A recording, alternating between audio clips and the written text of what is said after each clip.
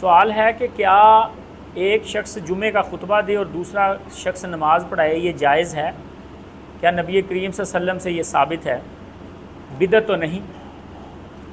تو حضرت جی، خطبہ ایک الگ عبادت ہے، نماز ایک الگ عبادت ہے۔ اس میں کوئی حرج نہیں ہے کہ اگر کوئی شخص خطبہ اچھا دے سکتا ہے اور دوسرا شخص قاری قرآن اچھا ہے اور وہ نماز اچھی پڑھا سکتا ہے، دونوں بندے الگ الگ یہ کام کر لیں، اس میں کوئی حرج نہیں، کیونکہ نبی کریم صلی اللہ علیہ وسلم نے امامت کے حق میں بتایا کہ جو بندہ قرآن زیادہ اچھا پڑھتا ہو، اگر مجھ سے زیادہ اچھا قرآن پڑھنے کا کوئی قاری اہل ہے تو میں پسند کرتا ہوں کہ وہ نماز پڑھائیں۔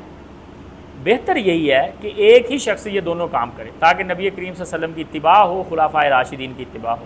لیکن اگر اس کے برعکس ہو سکتا ہے تو اس میں کوئی حرج نہیں، یہ درست ہے، اور اسی پر فتویٰ ہے شیخ ابن باز رحمہ اللہ اور سعودی علماء کا، واللہ اعلم۔